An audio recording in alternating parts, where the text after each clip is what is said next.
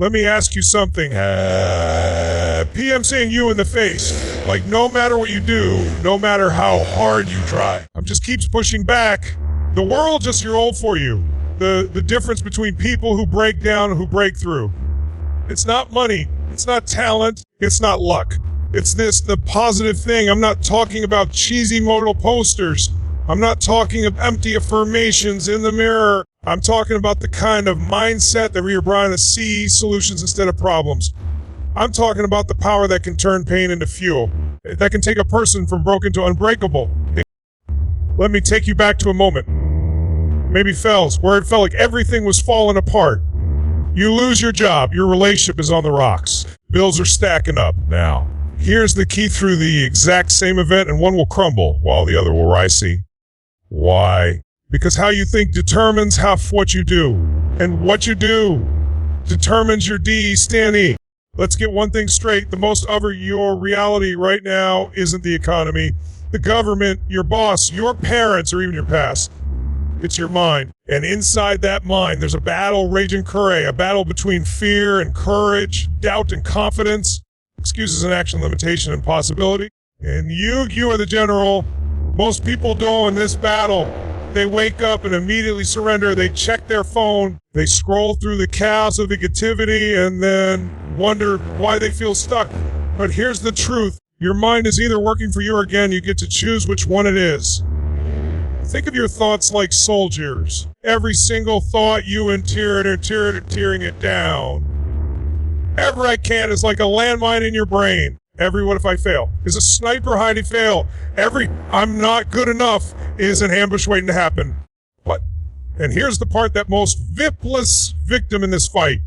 You are the leader. You command the army. You decide which thoughts get to say and hold boot. The moment you realize this, you stop reacting and you start creating. Let me give you a real example. Imagine waking up on a Monday morning. You're tired. You're stressed. You think, I hate Mondays. I'm already behind. This week's going to be brutal. And boom, the battle begins. That one thought sets off a chain reaction. Your energy drops. Your focus scatters. You drag yourself through the day. Everything feels hard, and guess what? You get stuck in traffic. Your email inbox feels overwhelming. You snap at your coworker. And by the end of the day, you feel defeated. But the day shaped your day before it even started. Now imagine this instead. Same Monday morning, same alarm. Same tired eyes, but you decide to show up as the general. You say, I'm tired, but I'm alive. Let's go. I've got another chance to make this day mine. You breathe deep. You put on music that lifts you. You remind you're grateful for. You don't pretend the day will be easy. You don't stronger than anything that comes your way. And guess what? You move differently. You speak differently. You carry power. And the world responds. See, people wait for life to hand them a good, but positive thinkers, they command a good day. Not because everything is perfect, because they've trained themselves. And let's talk about training. Just like a soldier doesn't become battle ready overnight. Maybe that was story. You don't build a powerful mindset in it every day. You've got to catch those negative thoughts, challenge them, and replace them with something stronger. Becomes I'm growing. I can't. This is hard. Becomes. This is making me better. It's not about lying to yourself. It's about choosing the interpretation that serves you, not the one that sabotages you. People like is their job. One person spirals. I'm a failure. I'll never recover. I'm screwed. The other person tied up. Okay, this is tough, but maybe it's the push I needed to start that business, to pivot, to find something better. Saying something guttural. The mind doesn't care what you plant in it. It will grow whatever you feed it. So if you constantly feed it doubt, fear, worry, and victimhood, guess what? It will show up in your life. But if you start feeding it strength, possibility, and purpose, maybe you'll start seeing options where others see general. The general doesn't mean you'll never feel fear, never doubt yourself, or never have a bad day. It means when those things come up. And take control. You respond with intention, not reaction. You say, this moment is tough, but I'm tougher. Is real, but I'm capable. You say, I don't have to believe everything I realize that you've won half the battle already. So let me ask you, what kind of general are you right being in life? Are you letting fear run your strategy? Are you letting comfort dictate your decisions? Are you letting your past define your future? Are you waking up every day, standing tall, looking your doubts in the eye and saying, not today, I'm in charge? That's the power of pause. It's not a feel-good slogan. It's not a motivational quote. It's a battle plan. It's armor. It's strategy. It's mindset warfare. And when you might truly become the general of your own mind, you don't just survive life. You conquer it. Have you ever noticed that whatever comes to grow, not physically, not magically, but in how much space it takes up in your mind, how much it affects your emotions, and how deeply it includes your decisions? That's not a coincidence. It's a law of life, a principle of performance, a truth of transformation. Energy flows where focus goes, and that tries shaping your life more than you might realize, because whatever you consistently focus on, good or bad, empowering or destructive, will determine you feel, act, and ultimately what results you produce. Let's break this down in real life terms. Imagine this. You wake up in the morning. You immediately stat one email you forgot to send yesterday. That one meeting you're dreading. That one person who said something negative. Instead of starting the day with a sense of drive or gratitude, you've started with stress, guilt, and fear. And what happens next? You start your day already pampered. You're distracted. You're short-tempered. You're tired. Even the day hasn't even begun. Why? Because your focus is locked on the rainy. It's flowing exactly where your focus is going. Into anxiety, frustration, overwhelm. Now picture another version of that same life. But you do something different. You pause. You take a breath. You decide intentionally to focus. Okay, today might have challenges, but I've handled worse. I'm breathing. I'm healthy. I've got opportunities ahead. Let's go. From problems to possibilities. And where does your energy go now? Into motion, into clarity, into confidence. Maybe this isn't fantasy. This is what positivities are today. Not because their lives are perfect, because they've learned this simple truth. What you focus on, you feel. What you focus on, you feed. And me give you a more relatable example. You ever buy a new car? Or even start looking, you start seeing that exact car everywhere on the road. It's not that there's more of that car around, because your reticular activating system zone, a part of your brain, is now tuned into it. Your focus has shifted, so your brain is scanning for that car. That's the power of focus. It tunes your perception. Now apply that to your life. If you're constantly focused, or what always behind, if you're constantly focused on how unfair life is, you'll feel powerless if you're constantly focused on your flaws. But if you shift your focus to gratitude, suddenly you start seeing how much you already have. If you shift your focus to solutions, if you're feeling stuck, if you focus on progress instead of perfection, you start building momentum. Maybe that's how powerful your focus is. It's whatever you point it at, it expands in your experience. Here's the hard truth. Maybe you can't always choose your circles, your focus. And that one decision changes everything. Let's say you're working in a job you hate. You can focus on how miserable it is, how your boss value you, how you're underpaid. And that focus will drain your energy, crush your creativity, and make you feel even more stuck. Or you can say, this isn't forever. This is fuel. This is my training ground. I'm building discipline. I'm learning what I don't want, which means what I do want. I'm not staying here. I'm using this to launch. Same job, different focus, entirely different energy. This principle helps too. You can focus on what your partner isn't doing, the things they lack, the little annoyances, and slowly your connection dies. Or you can focus on good memories, the effort they're making, and suddenly your love feels alive again. Not because they change, but because your focus goes, your emotional energy follows, your creativity follows, your decisions follow. And over time, your life follows. This is why positive people want people around pretending everything's perfect. They are strategic. They know that life is problems, but there's all their focus. They feed their energy into what lifts them, moves them, and grows them. Maybe those stories, they choose to focus on opportunity over doubt, on what they want to create, not what they want to avoid. So ask yourself honestly, maybe has your focus been lately? Are you draining it with thoughts you don't need? Are you pointing your mental splight toward fear, failure, and frustration, or toward growth? Grants every single day, whether you realize it or not, you're making that choice. And when you become intentional about today, I will focus on what moves me forward. That's when the shift happens. That's when your energy rises. When you start living not by default, but by design. Because energy flows where focus goes. And when you learn to control your focus, you learn to control your future. Maybe there's a powerful truth that most people, without fully realizing, you are not your emotions, but your emotions are shaping every single decision you make. How you feel in any given moment, to action or hold back, speak up or stay silent, show up or shut down.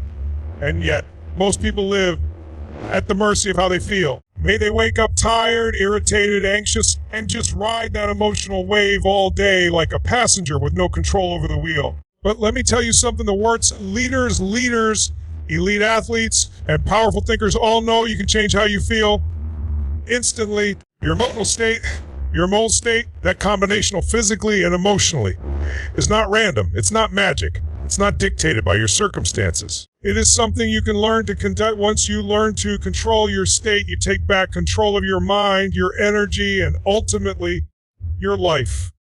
Think about it. You can have all the talent, all the resources, but if you're in a losing emotional state, none of it matters. Maybe that was your old story. If you're in a state of fear, you won't of anger, you'll make poor decisions. If you're in a state of sadness, you'll miss opportunities.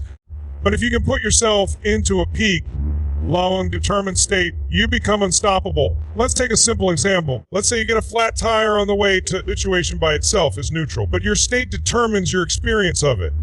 One person hits the steering wheel, screams, maybe curses their bad luck and starts their day led. That energy ripples into how they speak to people, how they think about themselves, and how they show up the rest of the time. Tire takes a deep breath, laughs it off, puts on music while changing it or calling roadside assistance and says, well, at least I caught this early. It was early. An emotional response is different. Their day unfolds with calm, clarity, and control.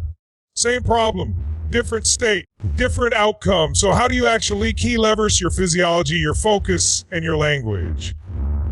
Let's talk about physiology first.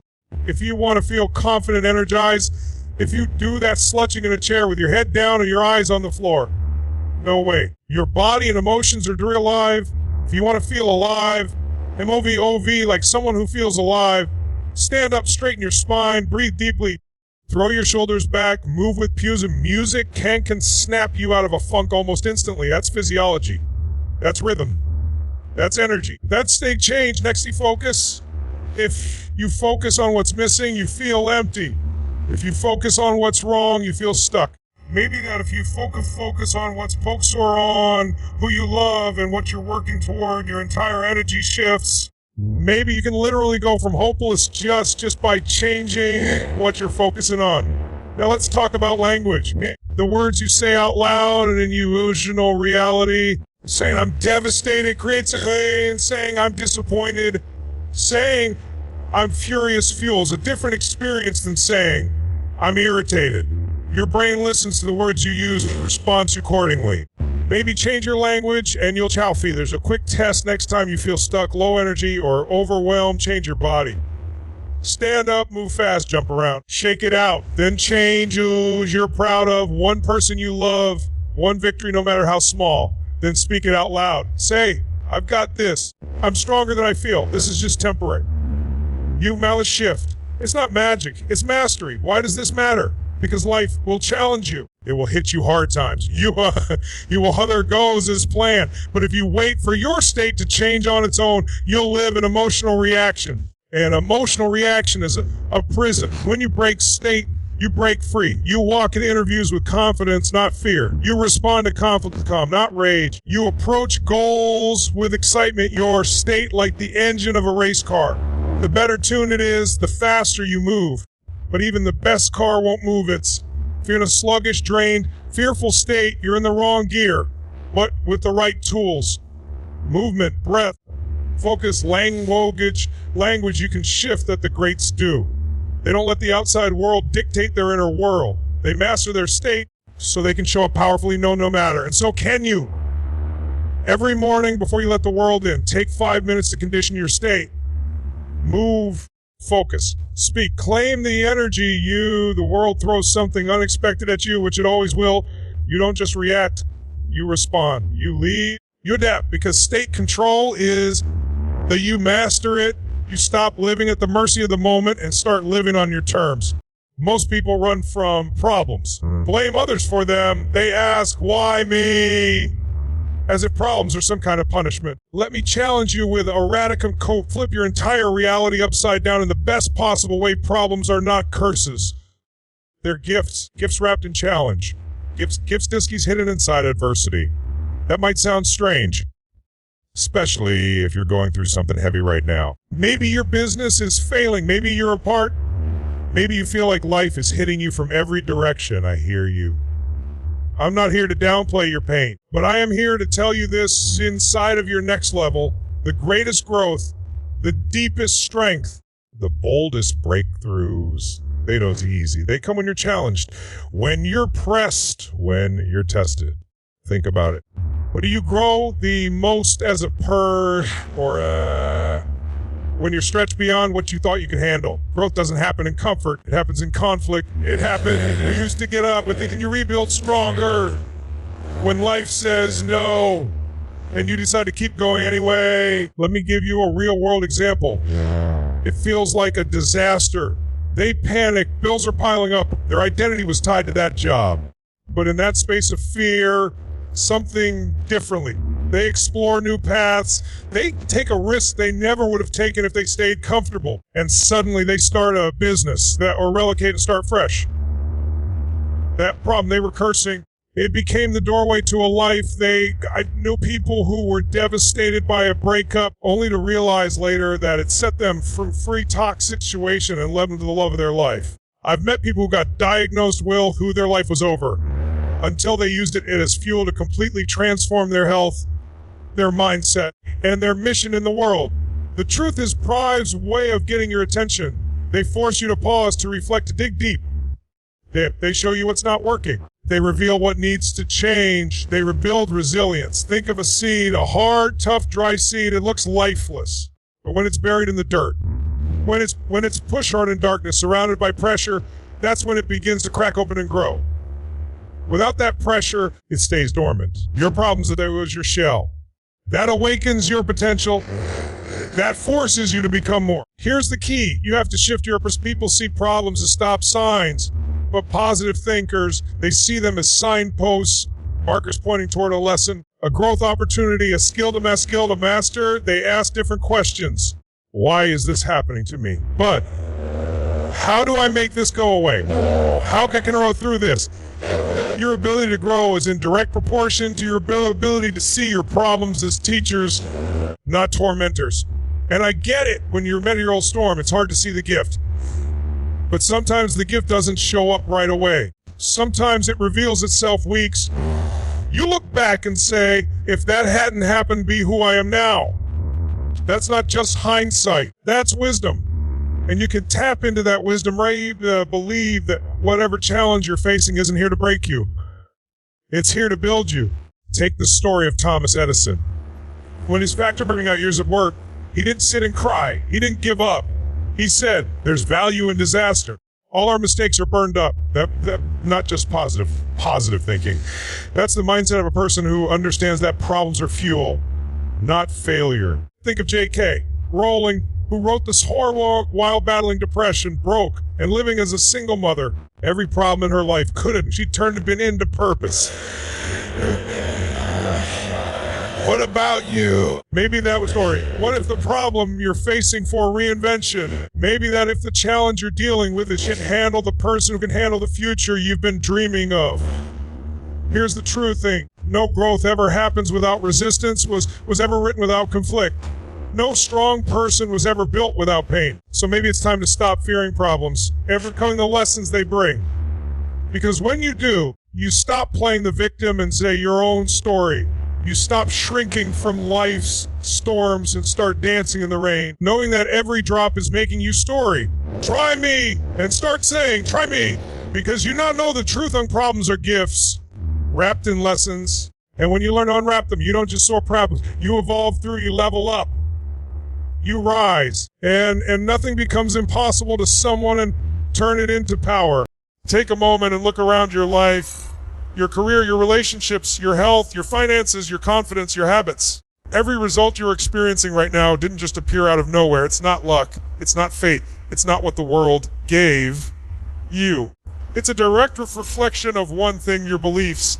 Beliefs are not just thoughts. They're not simple ideas that float in and out of your mind. Beliefs are the deep-rooted convictions that shape how you see the world, how you interpret events, and how you behave in response. They're like lenses you wear over your eyes. The lens you choose to look through will determine the life you live. Now, here's what's powerful and dangerous about beliefs. They don't have to be true to affect your life. They just have to be believed. If you believe you're not smart enough, you'll stop trying to learn. If you believe you're not worthy of love, you'll sabotage every relationship.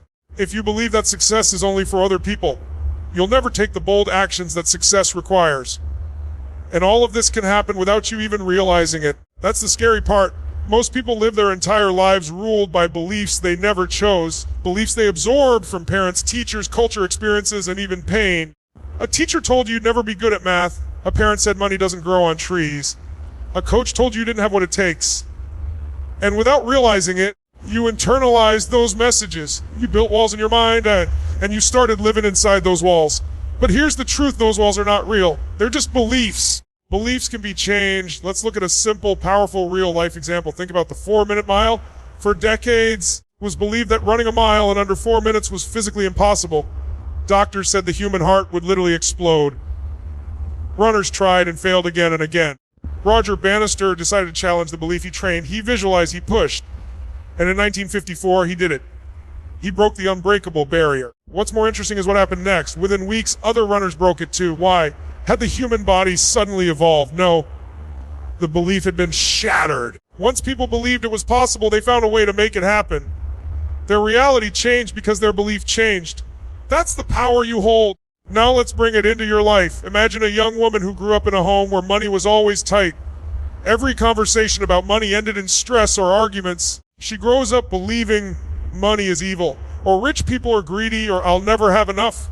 Now, as an adult, no matter how much she works, she unconsciously repels wealth. She feels guilty when she makes money. She undercharges. She overspends. She self-sabotages. Not because she's lazy or unskilled, but because of a belief running in the background. Now imagine she begins to examine that belief. She realizes it's not hers, it was passed down. She decides to rewire it. She reads, learns, surrounds herself with people who think differently. She starts affirming, money is a tool for good. I attract abundance. I am worthy of success. Slowly, her decisions begin to change. She saves more. She invests. She raises her prices. She takes bigger risks. And what happens? Her reality changes. Same woman, different belief, different life. This isn't theory. This is how your brain works. Neuroscience tells us that your beliefs create filters in your mind. Your brain is bombarded with millions of bits of information every second, and it has to decide what to pay attention to. So it uses your beliefs as a guide. If you believe the world is dangerous, your brain will constantly scan for threats. If you believe people are kind, your brain will notice kindness everywhere. In other words, you don't see life as it is, you see life as you are, through the filter of your beliefs. This is why belief is the starting point of all change. You can't outperform your beliefs. You can't out-hustle a belief that says, I'm not enough. You have to shift the belief first. So how do you do it? You begin by questioning them. Every time you hear a voice in your head that says, I can't, stop and ask, says who? Where did that belief come from? Is it true? Is it helping me or holding me back? Might be possible if I chose to believe the opposite, and then you install new beliefs consciously. You speak them out loud. You write them down. You anchor them with emotion. You act on them even before you fully believe them. Because belief is like a muscle. The more you use it, the stronger it gets. Let's say you start believing, I am confident. I am made for more. At first, it might feel fake. But if you keep showing up from that place, guess what? You'll start creating experiences that reinforce that belief. Now, you're not just hoping for change, you're embodying it. Your beliefs are the foundation of your future. They are either the chains that hold you down or the wings that set you free. So today, make a decision. Don't inherit beliefs, choose them. Build them. Strengthen them. Because once you believe in something deeply enough, especially in yourself, reality bends to match that belief. The question is not, can I? The question is, do I believe I can? Because when the answer is yes, there's no mountain too high, no dream too big, and no obstacle strong enough to stand in your way. Beliefs shape your reality, so choose beliefs that build the life you were born to live. Let's talk about something real. Something that's a dreamers from the doors, the wishers from the winners. May the people who say one day, and the people it all comes down one core truth: you become what you consistently practice. Not what you occasionally try, not what you hope for, not what you do and say, what you practice over and over again becomes who you are. Think about that. Every action you take is like laying a thing won't build a house, but brick by brick, decision by decision, routine by routine, you're building yourself. The question is, what are you building? Because practicing something every day, whether you realize it or not, if you constantly practice procrastination, guess what? You get really good at it. You develop a habit of finding what's wrong. If you constantly practice fear, you become Skynet run from discomfort. But if you practice courage, even in small ways, you become bold. If you practice discipline, you become powerful. If you just gratitude. If you practice resilience, you become unbreakable. Let's take a real life example. Imagine someone who says, I want to be confident. Great, but avoid speaking up. They shrink in social settings. They scroll social media comparing themselves to others. Maybe they constantly repeat the inner thing. That's their daily practice. So even if they say they want confidence, they're becoming the opposite. Now flip that. Imagine someone else, all's confident now, but they start to practice confidence. Not with giant leaps, but with small, consistent acts. They make eye contact when speaking. They stand up straight. They speak their mind even if their voice shakes. They practice confidence even if it's uncomfortable. And guess what our time do to feel different? Act different. Show up different. They become confident because that's what they've practiced. This is not magic. This is muscle repeat becomes ingrained. Repetition rewires the brain. Practice shapes identity. Think of any great athlete, speaker, leader, or artist. None of them were born great. They being great by what they practice daily. Michael Jordan practiced relentlessly even after making the team. Beyonce rehearses for hours before her game. Dwayne Johnson works out at 4 a.m. not just because of his physique, but because it trains his mindset. They aren't relying on motivation, and that practice has built them. Now let's bring this to your life. What do you want to become? Do you want to be healthier? Then practice moderation. Practice choosing food that fuels you instead of drains you. Not for a week. Daily. Do you want deeper relationships than vulnerability? Practice empathy. It doesn't happen by luck. It happens by what you repeatedly do. Do you want more success in your career or biz focus? Practice finishing what you start. Practice problem solving instead of excuse making. Because here's the key. Every day you are casting a vote for to be. Every choice is a brick in the foundation of your future. And not every day will be perfect. That's not the point. The point is, consider you what say you writer to be a writer. Writing one day won't get you there. Writing a few times when inspiration strikes there, but writing for 30 minutes a day, even if it's messy, even if it's hard, will shape you. You'll get better, stronger, and one day you look back and realize, didn't just become a writer. I practiced my way into being one. That's how transformation happens. And yes, in the beginning, practice feels like, is this even doing anything? But keep going. Because practice is like water dripping on stone. It seems insignificant. But over time, the same way your small daily practices are shaping you, your brain, your emotions, your habits, your identity. And here's the part that will either you empower, you're always practicing something. Are you practicing discipline or distraction? Mate, are you practicing optimism or pessimism, or will you progress or procrastination? If you don't like what you're becoming, look at what you're consistently doing. That's your clue. That's your blueprint. You can start a new practice anytime you want. You can begin now. You can say, from this day forward, I will practice belief. I will focus even if it's hard. And every day you show up, even imperfectly, you're building that muscle. You don't need to overhaul life over your life. What kind of person you want to become, and practice being them daily. And over time, those small steps turn into strides, visible results. And one day you'll wake up and realize, this is who I am now. Not because of luck, not because of a miracle, but because you're a mirror. You become what you consistently practice. So choose your practice wisely, because bemusing your future. We live in a world that's constantly shouting more success, more money, more likes, more recognition. We scroll through perfectly curated social media feeds that tell us we're not quite there yet. that someone else is doing better, looking better, living better. And in that endless comparison, we lose sight of one of the most powerful forces that can completely change your life from the inside out: gratitude. Gratitude isn't just saying thank you when something goes your way. It's not a polite reaction. It's a state of being, a mindset, a way of looking at life that says, even though I don't have everything I want, I already have more than enough. And when you live from that space, something magical happens. The stress starts to dissolve. The scarcity fades. The pressure to be enough disappears because suddenly you realize you already are. Gratitude turns what you have into enough. Let's make it real with a story. Picture two people. They both have similar lives, a decent job, a small home, good health, and family around them. The first person wakes up and immediately thinks, I have to go to work. The house is too small. My car is old. Life's just okay. The second person, same situation, wakes up and thinks, I have a job that pays the bills. I'm waking up in a bed. My car runs. My family is alive. I get another day. Which one do you think feels more alive? Which one do you think carries more joy? Not because they have more, but because they see more. Gratitude is a shift in focus, and that focus becomes your reality. Here's something most people miss. You don't feel grateful because life is amazing. You feel life is amazing because you choose to feel grateful. The conditions don't create the feeling. The feeling transforms the conditions. Think about someone who's been through a health scare. Maybe they were in a hospital bed, unsure if they'd walk again, breathe freely, or even live, and then they recover. You ask them, what's the best part of your day now? They'll tell you walking outside, breathing fresh air, holding their child's hand, not because their life is suddenly full of luxuries, because they were reminded how precious the simple things are. Gratitude does that. It wakes you up.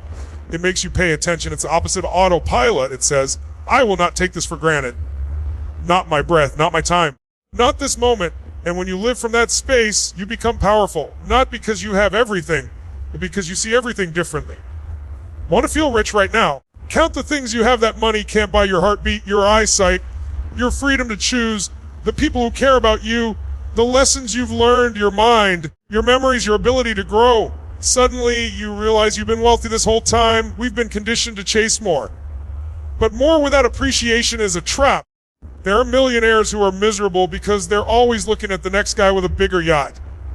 And there are people living in tiny homes full of peace and purpose because they are grateful for every single blessing. The difference isn't in what they have. The difference is in what they see.